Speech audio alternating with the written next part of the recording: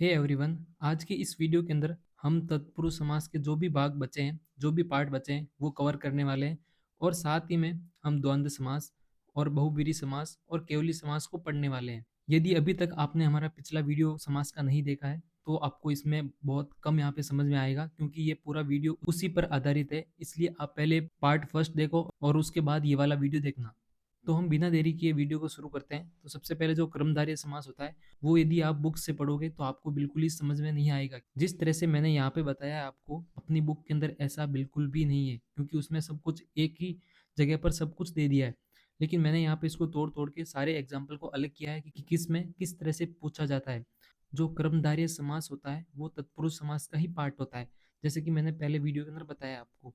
इसका जो पहला पोर्शन है जिसमें विशेषण पूर्व पद कर्मधारय तत्पुरुष समास, इसका मतलब ये है कि जो पूर्व पद रहेगा वो आपका विशेषण पद होगा।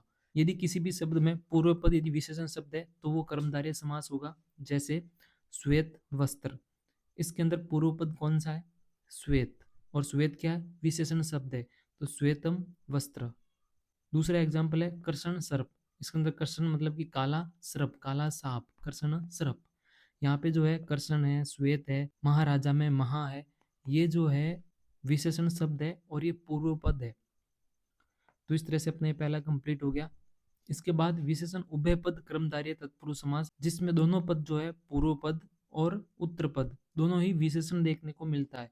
जैसे कि शीतो उष्ण, यानी कि इसमें जो पहला पद है शीत और दूसरा पद है उष्ण, ये दोनों ही विशेषण शब्द है। यदि आपने विशेषण शब्द पहचान लिया तो इसमें बिल्कुल ही कर्मधारय के अंदर दिक्कत नहीं होगी।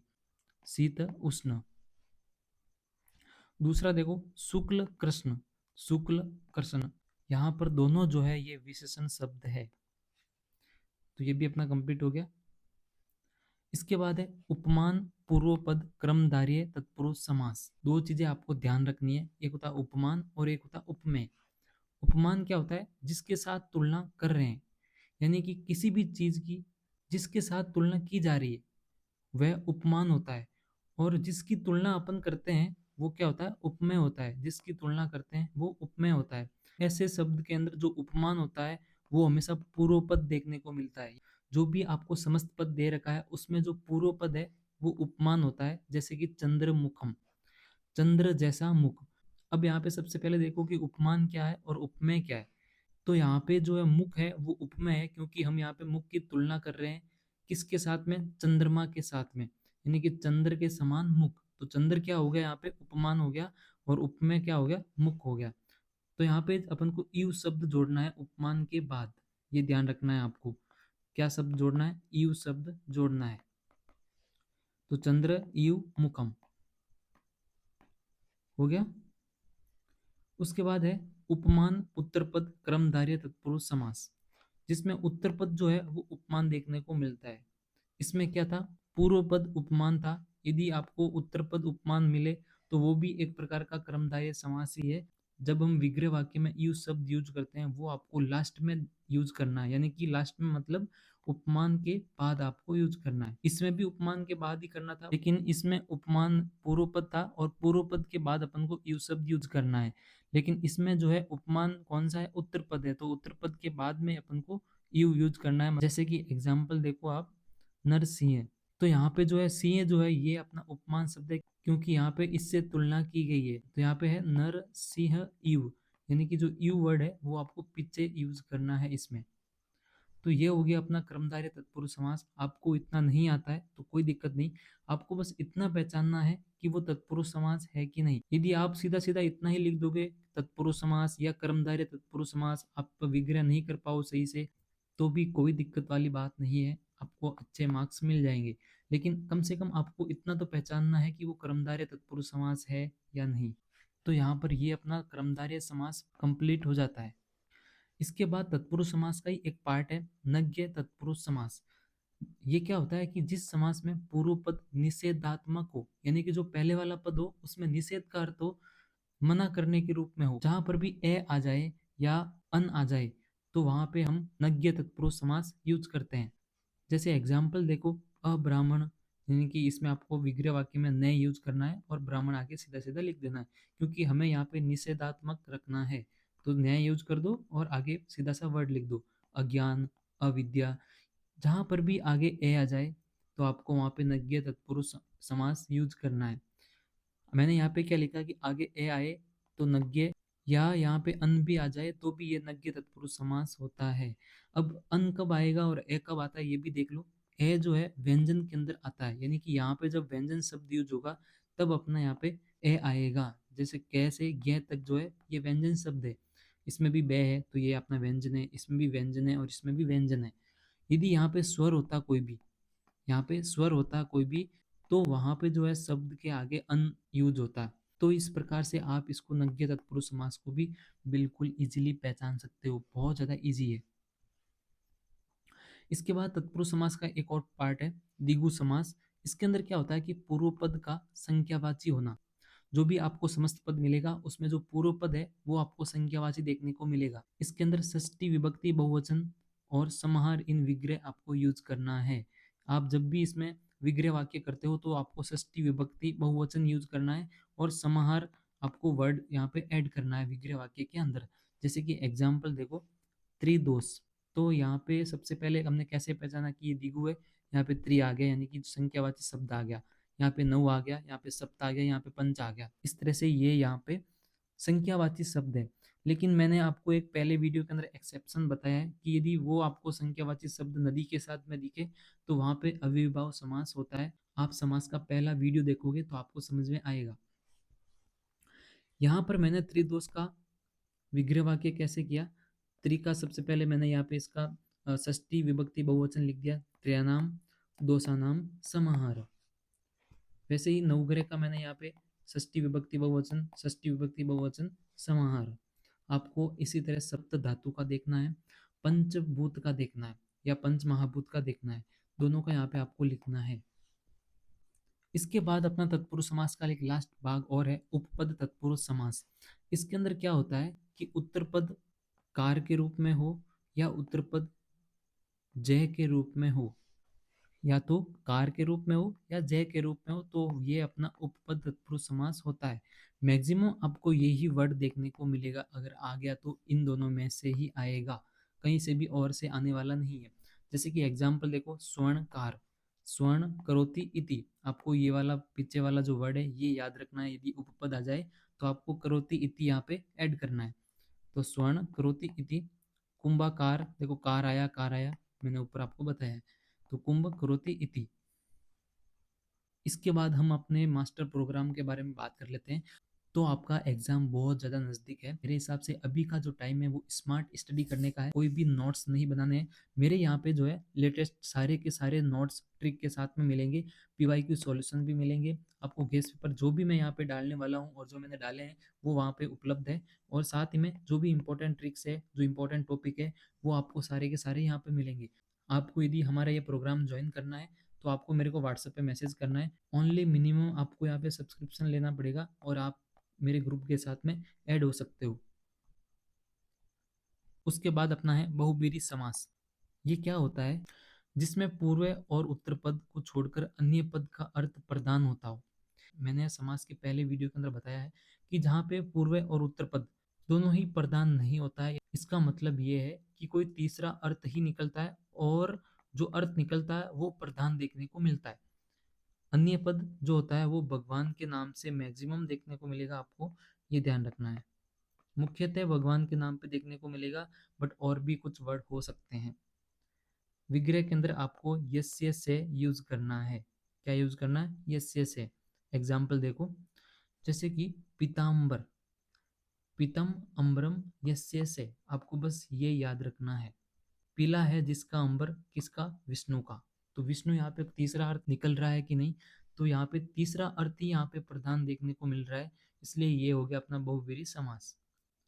दूसरा है कंठे काल, कंठे काल यस्य से, काला है कंठ जिसका, कौन है? शंकर भगवान।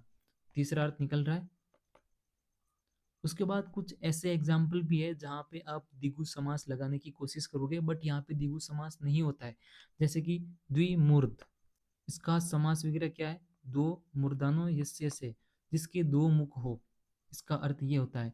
बट आप सीधे यहाँ पे द्वि देख के कौन सा लगा दोगे? द्विगु समास, बट ये नहीं, द्विगु नहीं होता है। उसके बाद है द्विपाद, दो पादों यस्य से, जिसके दो पैर हो, है ना। और युक्त योग, युक्तो योगो यस्य से। आपको यहाँ पे देखना अपुत्र का क्या होगा, क्या ये नज्ञ समास तो नहीं है, ये आपको चेक करना है, ठीक है। और मैं आपको बता दूं कि ये अपना बहुब्रीहि समास ही है, इसका विग्रह क्या होगा ये एक बार आपको देखना है। इसके बाद अपना है द्वंद्व समास। द्वंद्व समास यदि आप बुक से पढ़ोगे तो आपको बिल्कुल यहाँ पे सीधा सीधा देखने को मिलेगा, उसको बिल्कुल ही एक्सप्लेन सही वे से नहीं किया है, लेकिन मैंने आपके लिए यहाँ पे बहुत ही अच्छे नोट्स तैयार किए हैं, इससे आपको बिल्कुल ही इजी वे से समझ में आ जाएगा। यहाँ पे मैंने द्वंद्व समास को 3 पार्ट के अंदर डिवाइड किए हैं। पहला है इतरेतर द्वंद्व समास, इसके अंदर आपको द्विपद और बहुपद दो प्रकार के यहाँ पे टाइप्स देखने को मिलेंगे। उसके बाद है समाहार द्वंद्व समास, और तीसरा है एक शेष द्वंद्व समास। यहाँ पे इसका नाम बड़े बड़े हैं बट काम इसका बिल्कुल भी नहीं है। जैसे देखते हैं, अभी आपको बिल्कुल इजी वे में समझ में आ जाएगा। सबसे पहला है द्विपद द्वंद्व समास। दोनों वर्ड जो है नाम और सर्वनाम आपको देखने को मिलेगा।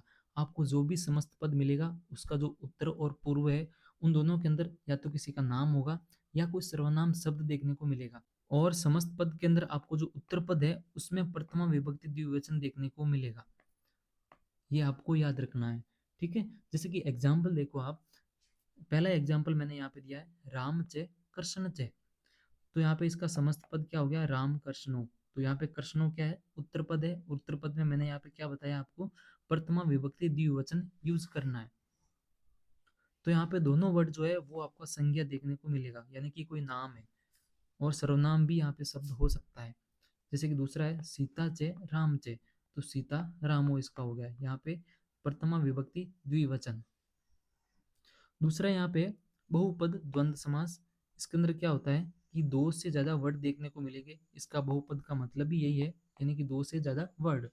तो इसके अंदर जो दो से ज्यादा वर्ड है वो नाम भी हो सकते हैं, सर्वनाम शब्द भी हो सकते हैं, या कोई नपुंसकलिंग शब्द भी हो सकता है। और यहाँ पे हमको हमेशा उत्तर पद के अंदर प्रथमा विभक्ति बहुवचन यूज करना है।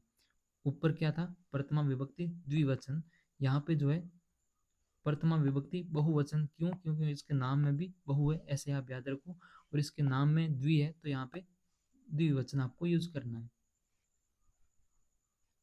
एग्जाम्पल देखते हैं, रामस्य लक्ष्मणस्य भरतस्य, यानी कि राम लक्ष्मण भरत। यहाँ पे मेरे को प्रथमा विभक्ति बहुवचन यूज करना है, यानी कि भरता यहाँ पे हो जाएगा, भरत का भरता।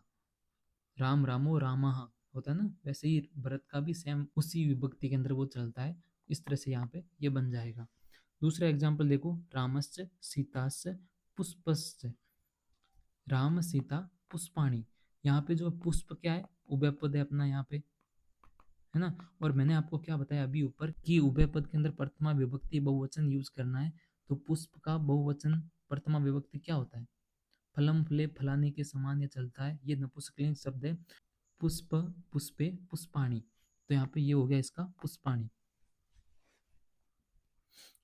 उसके बाद द्वंद्व समास का ही एक टाइप है समाहार द्वंद्व समास।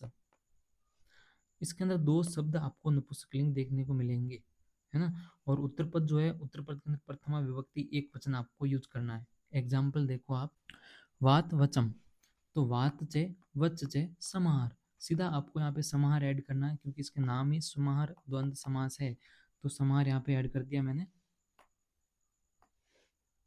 ठीक है। दूसरा है त्वक स्त्रजम, त्वक चे स्त्रज चे समाहार। मेरे को उत्तर पद के अंदर यहाँ पे प्रथमा विभक्ति एक वचन देखने को मिलेगा, देखो ये, ओके। और एग्जाम्पल देखो आप, मास शोणितम, मास चे शोणितम चे समाहार, अन्न वस्त्रम, अन्न चे वस्त्र चे समाहार। बिल्कुल इजी है। उसके बाद द्वंद्व समास का एक और टाइप है एक शेष द्वंद्व समास। इसमें आपको विग्रह जो है वो पुल्लिंग प्लस स्त्रीलिंग दोनों शब्द देखने को मिलेंगे, लेकिन जो समस्त पद है उसके अंदर लगभग जो है आपको ओनली ओनली पुल्लिंग शब्द देखने को मिलेगा। हो सकता है कभी कभार दोनों शब्द दे दे, बट मैक्सिमम आपको जो है एक ही शब्द दिखेगा, और वो समस्त पद के अंदर पुल्लिंग शब्द देखने को मिलेगा। जैसे कि एग्जाम्पल देखो आप, पितरो, तो ये समस्त पद है, इसमें ओनली आपको पुल्लिंग देखने को मिल रहा है यहाँ पे पितरों के अंदर, बट इसका विग्रह करते समय अपन को पुल्लिंग प्लस स्त्रीलिंग दोनों यहाँ पे यूज करना है। जैसे कि माता चे पिता चे, दोनों यहाँ पे वर्ड आ गया। पुत्रो पितृ चे पुत्री चे। ओके, तो ये अपना यहाँ पे द्वंद्व समास कंप्लीट हो जाता है। बहुत ही इजी तरीके से आपको समझाने की कोशिश की है। आप इसको एक बार पढ़ना, आप नोट्स को पढ़ना, जितनी बार आप नोट्स को पढ़ोगे आपको उतने अच्छे से याद होंगे। उसके बाद अपना लास्ट है केवल समास। यहाँ से यूनिवर्सिटी के अंदर क्वेश्चन बहुत कम चांस है आने के, लेकिन फिर भी हम पढ़ लेते हैं ताकि अपने को यहाँ पे सेटिस्फेक्शन देखने को मिले कि हाँ हमने ये समास पढ़ लिया है। यहाँ से क्वेश्चन लगभग नहीं आता है। इस समास में समास तो होता है किंतु समास विशेष की संज्ञा नहीं होती है। आपको समास तो देखने को मिलेगा पद के अंदर, लेकिन आप सही से डिसाइड ही नहीं कर पाओगे कि वो कौन सा समास है। आपका अव्ययीभाव समास है, तत्पुरुष समास है, द्वंद्व समास है, कौन सा समास है आप फिक्स डिसाइड ही नहीं कर पाओगे। ऐसे समास को केवली समास यहाँ पे बोलते हैं।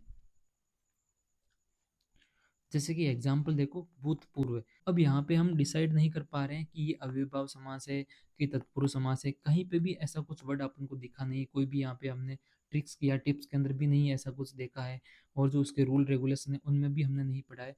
तो यहाँ पे कंफ्यूजन है कि इसके अंदर कौन सा समास है। तो वहाँ पे कौन सा समास होता है, अपना केवली समास होता है। पूर्वभूत, जो पहले हो चुका हो।